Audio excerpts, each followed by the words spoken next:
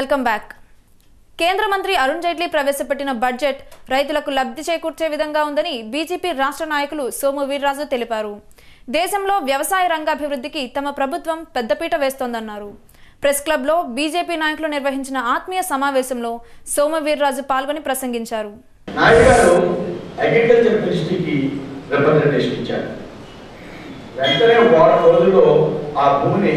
ఆ యూనివర్సిటీకి ఆ కాలేజీకి హ్యాండ్ ఓవర్ చేశారు. వితిన్ 1 వీక్ అగ్రికల్చర్ మినిస్ట్రీ గారితో చెప్పి దీనికి ఒక సబ్ సెంటర్ ఏర్పాటు చేయించడానికి 30,000 మంది రైతు కూలీలు అక్కడ పనిచేస్తూ ఉంటారు.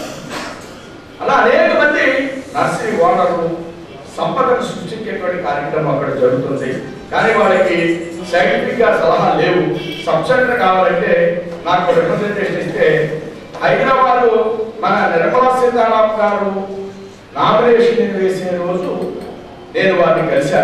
కంటిలో నుండి రాళ్లు వస్తున్నాయన్న మానసిక సమస్యతో బాధపడుతున్న చిన్నారికి విమ్ హోమ్స్ వైద్యులు కౌన్సిలింగ్ ద్వారా సమస్య పరిష్కరించారు. కళ్లలో నుండి రాళ్లు రాకపోయినా వస్తున్నట్లు భావించడం కారణంగానే కొంతమంది ఈ వ్యాధి బారిన పడుతున్నారని మానసిక వైద్య నిపుణులు డాక్టర్ ఇండ్ల విశాల్ తెలిపారు. డోర్నకల్ రోడ్లోని విమ్ హోమ్స్ హాస్పిటల్లో ఏర్పాటు చేసిన విలేకరుల సమావేశంలో డాక్టర్ ఇండ్ల విశాల్ చికిత్స వివరాలను వెల్లడించారు. 12 ఏళ్ల బాలికకు కళ్ల నుండి రాళ్లు వస్తున్నట్లు ఆమె తల్లి ఎంతో మంది నేత్ర వైద్యుల్ని సంప్రదించిందని తెలిపారు. అయితే ఆ పాపను పరీక్షించిన వైద్యులు కళ్లలో ప్రాబ్లం లేదని తేల్చి తమ హాస్పిటల్ కు పాపను పంపించినట్లు తెలియజేశారు. పాపకు వారం రోజుల పాటు కౌన్సిలింగ్ ఇచ్చినట్లు చెప్పారు. ప్రస్తుతం ఆ పాప కళ్ల నుండి ఏ విధమైన రాళ్లు రావడం లేదన్నారు. మానసిక సమస్యతో బాధపడేవారు తమ కళ్ల వెంట రాళ్లు వస్తున్నట్లు భావిస్తారని చెప్పారు. 11 రోజుల కిందట మా హాస్పిటల్కి ఎల్వి ప్రసాద్ హాస్పిటల్ నుంచి ఒక 12 ఏళ్ల బాలికను పంపించడం జరిగింది. ఆమెకున్న ముఖ్య సమస్య ఆమె కంట్లోంచి రాళ్ళు కిందికి రావడము, ఆ వచ్చే ముందు తనకు బాగా నొప్పితో తను బాధపడడం, ఏడవడం.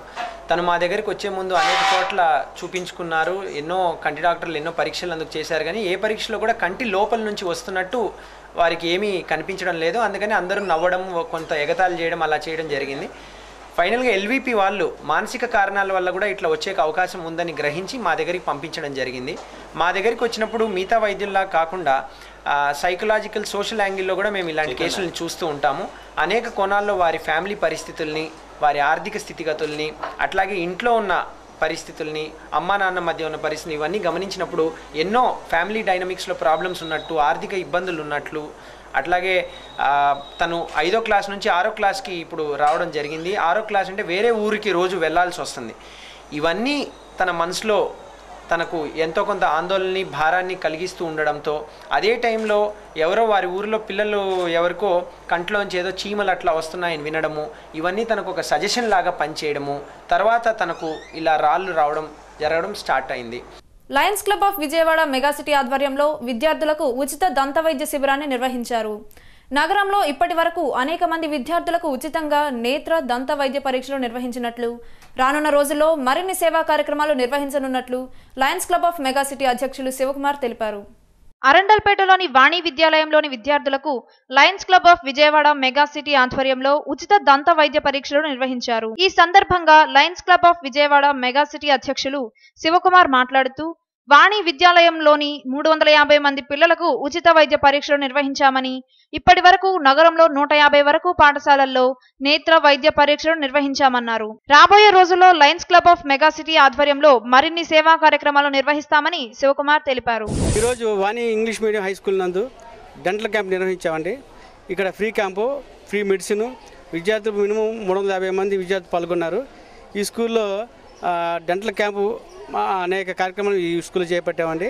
అలాగే నగరంలోనే అనేక స్కూల్లో మినిమం 200 నుంచి 350 స్కూళ్ళ వరకు ఈ డెంటల్ క్యాంపు, ఈఎన్టీ క్యాంపులు, అలాగే క్యాంప్తో పాటు వాళ్ళకి ఉచిత మందు, ఉచిత వైద్యం, వాళ్ళకి కావాల్సిన అన్ని రకాల వైద్యాలు మేము ఉచితంగా చేపడతామని లయన్స్ క్లబ్ ద్వారా మేము హామీ ఇస్తున్నాం. సార్ సిటీ క్లబ్ తరఫున మా స్కూల్లో వాణి ఇంగ్లీష్ మీడియం హై స్కూల్లో మెగాసిటీ క్యాంప్ జరగడం జరిగింది. ఈ రోజున 350 మెంబర్స్ అబౌవ్ స్టూడెంట్స్ని చెకప్ చేయడం జరిగింది, మెడిసిన్స్ ఇవ్వడం జరిగింది. డెంటల్ క్యాంపులో పిల్లలను ఎంతో చక్కగా వాళ్ళు ఆదరించారు. ఎంతో ప్రేమతో డాక్టర్ గారు పిల్లలను పరీక్ష చేశారు.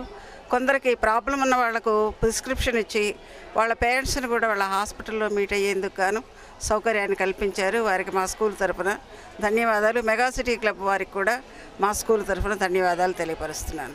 నగరంలో సినీ డిజైనర్ అంచల్ ఎగ్జిబిషన్ ప్రారంభమైంది. 3 రోజుల పాటు ఈ ఎగ్జిబిషన్ కొనసాగనుంది. రకరకాల డిజైన్లతో తయారు చేసిన డ్రెస్లు మహిళామణుల కోసం అందుబాటులో ఉంచినట్లు నిర్వాహకులు మంజు తెలిపారు. బందర్ రోడ్లోని గేట్వే హోటల్లో సినీ డిజైనర్ అంచల్ ఎగ్జిబిషన్ ప్రారంభమైంది. 3 రోజుల పాటు ఎగ్జిబిషన్ కొనసాగనుంది. ఈ ఎగ్జిబిషన్ లో వివిధ రకాల డిజైన్లతో తయారు చేసిన పంజాబీ డ్రెస్లు అందుబాటులో ఉంచినట్లు నిర్వాహకులు మంజు తెలిపారు. ఆషాఢం, శ్రావణ మాసం సందర్భంగా ఎగ్జిబిషన్ ఏర్పాటు చేశామని, మహిళామణులు ఈ అవకాశాన్ని సద్వినియోగం చేసుకోవాలని ఆమె కోరారు. ఆంచల్ సినీ డిజైనర్ అండి. ఇవిడి గతంలో కూడా 3 నెలల క్రితం కూడా ఈ ఆంచల్ గారు ఈ ఎగ్జిబిషన్ పెట్టారు. ఇప్పుడు ఈ ఆషాఢం శ్రావణ మాసం సందర్భంగా ప్రజల కోరిక మేరగా మళ్ళీ ఈ ఎగ్జిబిషన్ మళ్ళీ మేము స్టార్ట్ చేశామండి. ఈవిడి 30 సంవత్సరాల అనుభవం ఉన్న డిజైనర్ అండి. ఈవిడి సినీ టాలీవుడ్కి బాలీవుడ్ కూడా ఈవిడి సినీ డిజైనింగ్ చేస్తారు. ఈవిడి చాలా పేరు ప్రఖ్యాత కలిగిన డిజైనరు. అందుబాటు ధరలో మన విజయవాడ నగర ప్రజలకు అందుబాటు ధరలో లేటెస్ట్ డిజైనింగ్ తీసుకొచ్చారండి.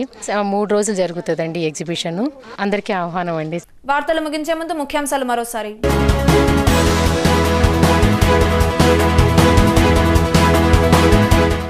విజయవాడ గుంటూరు మధ్య ఎయిమ్స్ స్పష్టం చేసిన వైద్య శాఖ మంత్రి కామినేని. ఎన్డీఏ బడ్జెట్ పై సిపిఐ రాష్ట్ర కార్యదర్శి రామకృష్ణ ఆగ్రహం. కార్పొరేట్ వర్గాలకు మేలు చేకూర్చేలా ఉందని విమర్శ. విజయవాడ గుంటూరు మధ్య రాజధాని రాకుండా అడ్డుకుంటున్నారన్న జై ఆంధ్ర జేఏసీ నాయకులు. రాజధానిపై ముఖ్యమంత్రి స్పష్టమైన ప్రకటన చేయాలని డిమాండ్. అరుణ్ జైట్లీ ప్రవేశపెట్టిన బడ్జెట్ రైతులకు లబ్ధి చేకూర్చేలా ఉందన్న బీజేపీ నాయకులు. వ్యవసాయ రంగానికి కేంద్ర ప్రభుత్వం పెద్దపీట వేసిందని వెల్లడి.